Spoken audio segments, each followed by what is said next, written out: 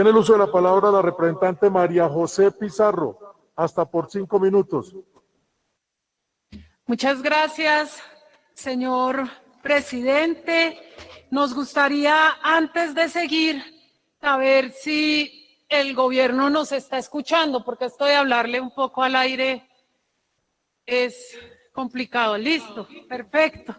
Muchas gracias, es que no lo veía, pero perfecto. Yo ya lo oí, gracias. Él cuando se sienta queda del tamaño de nosotros. Gracias, qué bueno, muchas gracias.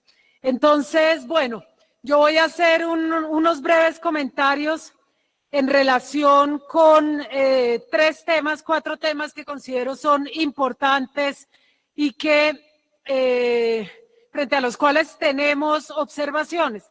Por un lado, el tema de educación, el tema de cultura, el tema de paz y el estatuto de la oposición. Voy a empezar con el estatuto de la oposición. Si nosotros revisamos el presupuesto de la Registraduría Nacional, estamos hablando de 1 billón de pesos para funcionamiento y 985.000 millones de pesos para el Consejo Nacional Electoral. Y esto se desagrega en varios rubros: anticipos de procesos electorales en el 2022, funcionamiento de los partidos políticos y estatuto de la oposición, y recursos para fortalecimiento de la plataforma tecnológica del sistema de identificación y registro civil de la registraduría. Sin embargo, cuando nosotros revisamos este rubro, vemos que no hay un rubro específico para el estatuto de la oposición. Ayer precisamente recibimos la noticia, el 23 de septiembre, la comunicación del Ministerio de Hacienda, donde pues claramente se evidencia que hay una diferencia del presupuesto de la registraduría, la que se había presentado en principio en el proyecto, en el anteproyecto, y la información del proyecto de ley. Quiere decir que estaríamos entre 1 billón de pesos y 1.6 billones. Si nosotros analizamos bien esta información y analizando ya desagregado según lo presentan en el proyecto, pues básicamente no sabemos realmente cuáles son los recursos, ni para el estatuto de la oposición, ni los recursos con los que finalmente va a contar la registraduría. Se debe realizar, digamos, una cuenta, una asignación de recursos dentro del presupuesto general para el estatuto de la oposición, garantizando nuestros derechos. ¿Cuáles derechos están consignados en el estatuto de la oposición y que deben tener un presupuesto que hasta el momento no se ha garantizado? Por un lado, el acceso a los medios de comunicación del Estado o aquellos que hacen uso del espectro, y dar cumplimiento a todo el articulado. El presupuesto, básicamente, y ese aumento que en teoría hay, está destinado para la reforma electoral, que aún no se ha aprobado en el Congreso, pero que ya cuenta con una destinación específica, mientras que el Estatuto de la Oposición, que ya es una ley, que tiene una serie de componentes, en especial el artículo 12 y el artículo 13, no tienen un presupuesto asignado en una línea y en un rubro específico para dar cumplimiento al Estatuto de la Oposición. El artículo 12 y el artículo 13, estamos hablando en el artículo 12 del 5% adicional para los partidos y movimientos políticos con personería jurídica que se hayan declarado en oposición. Esta apropiación presupuestal no existe y sigue siendo una deuda pendiente. Por otro lado, el acceso a los medios. Aquí no hay recursos para la oposición definitivamente.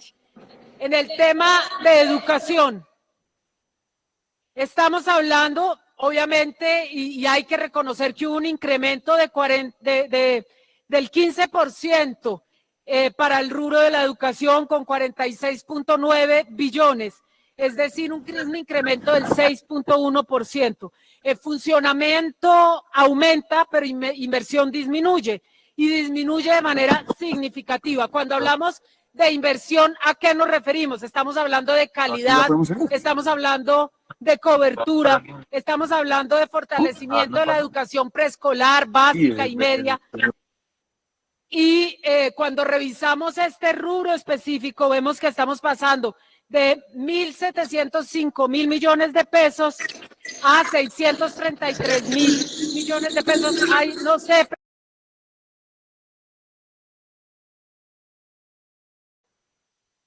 Entonces, en tiempos como los que vivimos, cuando hay una alta deserción, cuando los jóvenes están exigiendo educación, calidad y cobertura, y cuando además estamos en un aumento dramático de la confrontación armada, no debería por nada del mundo precisamente afectar estos rubros de calidad, cobertura y fortalecimiento de la educación. Entonces, unas recomendaciones.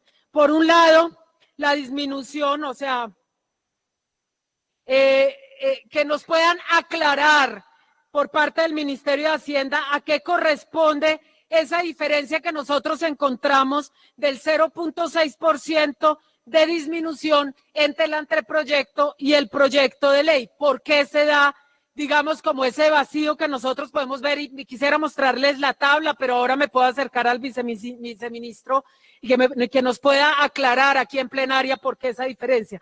Por otro lado, no se evidencia si para el presupuesto de 2021 se tuvo en cuenta el aumento real de cada rubro teniendo en cuenta la inflación. Queremos que se nos presente la información exacta de la variación porcentual en función de la inflación. Hay una disminución en inversión. ¿Cuál es el proyecto o el programa que se afecta específicamente con esa disminución en la inversión o qué planes y proyectos? El presupuesto para el Ministerio de Educación Nacional disminuye en la partida de 2021. ¿Cuál es el programa afectado? ¿Cuáles son los proyectos que no cuentan ya con los recursos para poder seguir adelante? El presupuesto 2021. Nos gustaría, por favor, que nos desagregaran la información, el presupuesto general de la Nación requerido exactamente, o más bien de acuerdo con las metas y los programas que se han comprometido para el sector educación. Hay que indicar claramente y desagregar los recursos que existen para el programa SERP y lo paga y para Generación E. Identificar precisamente la variación porcentual a 2020 y si esos recursos fueron analizados en función de las condiciones socioeconómicas actuales de los beneficiarios. ¿Cuáles son los impactos presupuestales del decreto 622 que pues claramente crean este fondo para la educación? Y en términos de la matrícula cero, importantísimos. La matrícula cero viene siendo financiada con recursos propios de las universidades, de las instituciones de educación superior. Eso quiere decir que las universidades, para cumplir este compromiso del gobierno, aumentan su desfinanciación, una desfinanciación histórica y por la que ya han salido millones de jóvenes a las calles.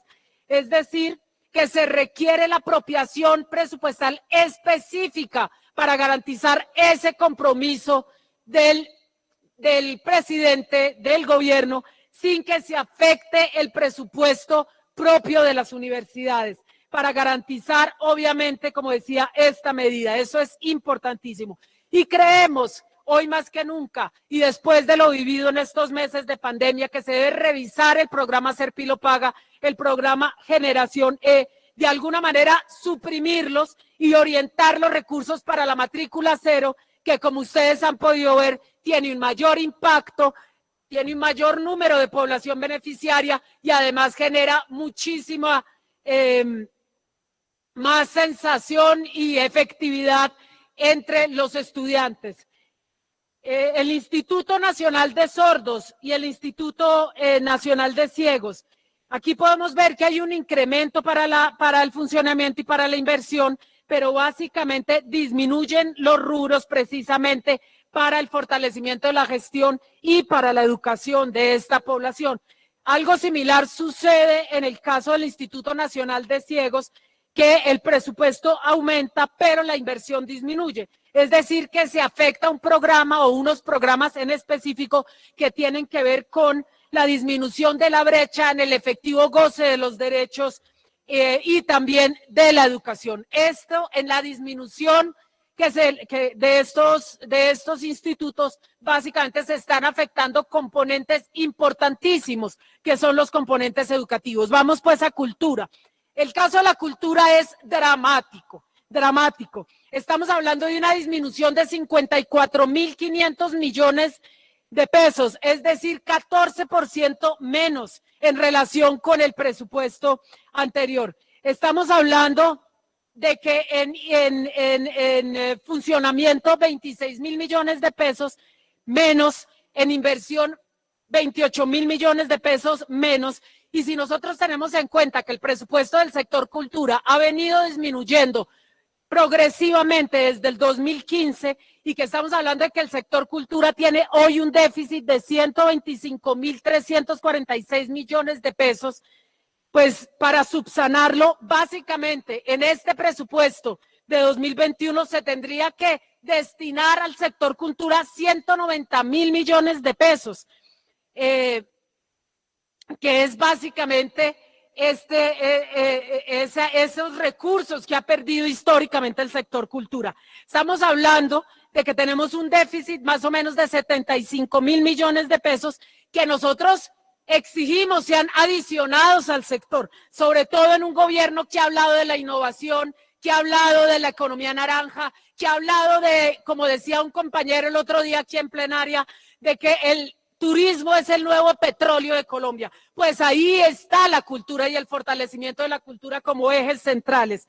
Entonces, en el sector cultura se deben adoptar medidas inmediatas para mitigar todos los efectos negativos del COVID, además, que ha afectado de manera dramática a la cultura. Estamos hablando de iniciativas culturales, estamos hablando de la articulación entre los diferentes sectores de cultura que son amplísimos, estamos hablando de convivencia en un momento de conflicto, de recomposición del tejido social, estamos hablando de apropiación y reconocimiento de la cultura, que en un momento como el que vivimos es de vital importancia. Estamos hablando además del fomento y de la protección del patrimonio, de la creación y de la innovación, como decía hace un momento, y sobre todo algo que sigue siendo una deuda pendiente para el sector cultura, es un censo del sector cultura, saber exactamente cuántas personas hacen parte de este sector que, como digo, es amplio, absolutamente amplio.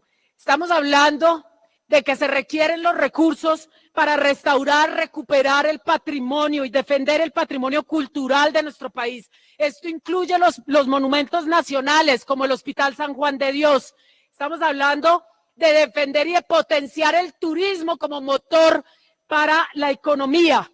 Y aquí es absolutamente importante que el gobierno se comprometa con ese, fue un compromiso de su campaña, Hablamos del fortalecimiento del sector, de las condiciones absolutamente precarias de los trabajadores de la cultura y de los artistas, que en su mayoría son trabajadores de prestación de servicios, que son freelance, que es además el sector que de última se va a reactivar, porque es todo el sector de la industria de espectáculos y de la industria artística y cultural.